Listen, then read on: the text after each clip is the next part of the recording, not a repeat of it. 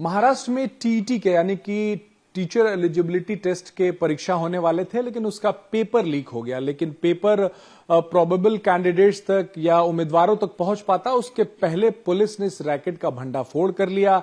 जो लोगों ने पेपर को लीक किया था और जिन तक पहुंचाने की कोशिश कर रहे थे सबको धर दबोचा।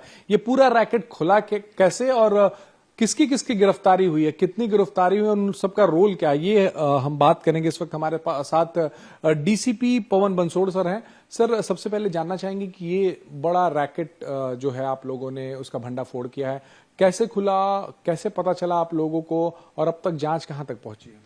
हमारे पास में इंफॉर्मेशन आई थी कि कुछ लोग हैं जो महाराष्ट्र में पेपर सेल करना चाह रहे हैं होने वाली टीईटी एग्जाम का, और जो लोग हैं वो दिल्ली और उत्तर प्रदेश से है। तो पहले हमें लगा कि शायद ये कोई 420 जैसा कुछ करने के लिए आया हुआ है।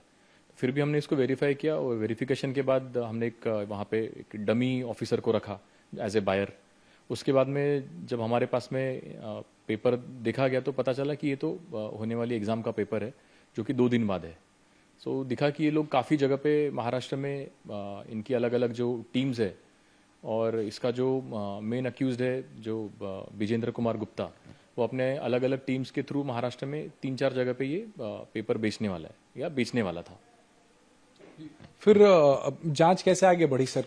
महाराष्ट्र में किसको किसको बेचने वाला था, कितने लोगों को बेचने वाला था, किन किन शहरों में बेचने वाला था ये? महाराष्ट्र में इसकी जो टीम्स आई थी वो यहाँ एक वेस्टर्न साइड ऑफ महाराष्ट्र जैसे कि मुंबई, ठाणे में, दूसरा था पुणे में, तीसरा नागपुर में इसने अपनी टीम्स लगवाई थी कि ज़्यादा से ज़्यादा हज़ारों लोगों को ये पेपर बेचने का इनका प्लान था। कितने लोगों तक ये पेपर पहुंचाने वाले थे और क्या दाम रखा था? क्या ऐसे लोग भी आपके जांच में आए हैं? क्या उनकी भी गिरफ्तारियां हुई जो पेपर खरीदने वाले थे?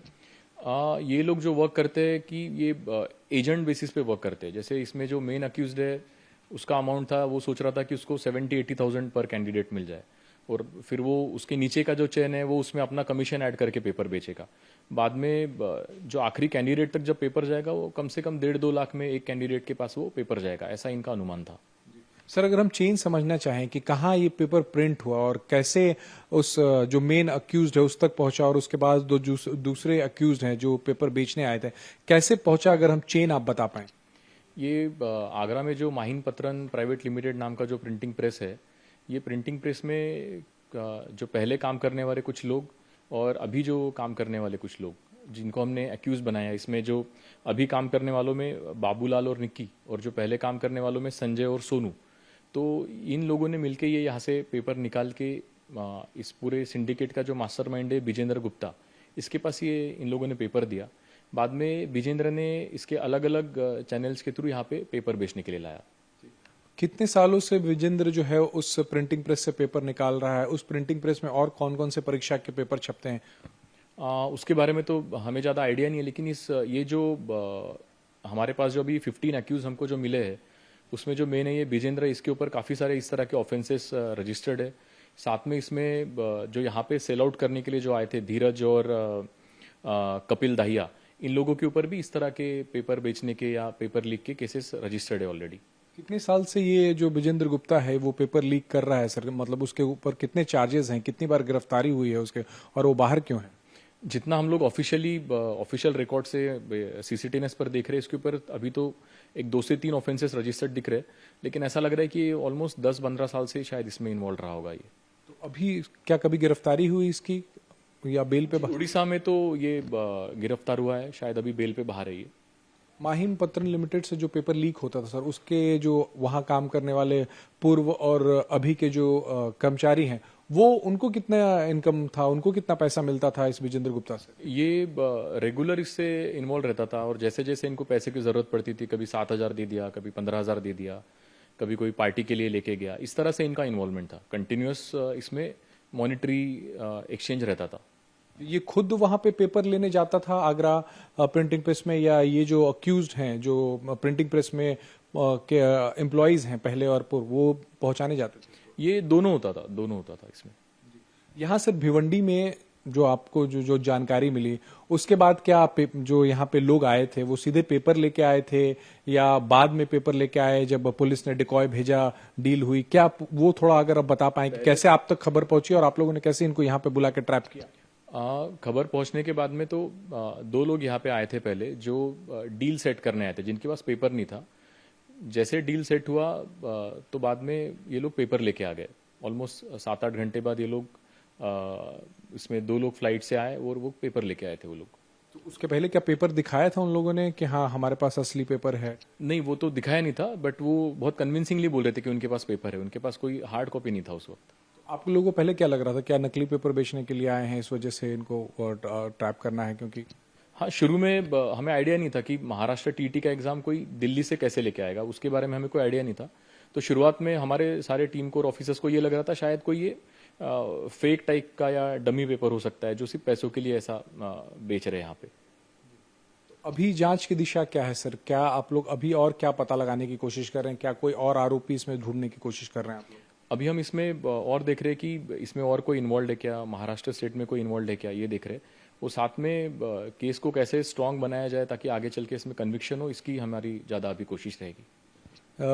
बीच में बताया जा रहा है कि 2023 में विजेंद्र का नाम नीट पेपर में जो लीक होता उसमें भी आया था। तो क्या आपकी जांच में कुछ ऐसा निकल के आया है कि नीट पेपर स्कैम में भी ये उस वक्त इसकी संलिप्तता थी? नहीं, अभी तक तो ऐसा कुछ हमें समझा नहीं है, पर देखेंगे। जैसे उसका कस्टडी अभी मिला है हमको, विजेंद्र तो अभी मिला 1-2 दिन पहले, तो इंट्रोगेशन अभी इसमें चल रहा है। सर टीटी का इससे पहले भी क्या इसने इस तरीके की पेपर लीक करा के महाराष्ट्र में बेचा है, इसकी कोई जानकारी मिल पाई है आपको?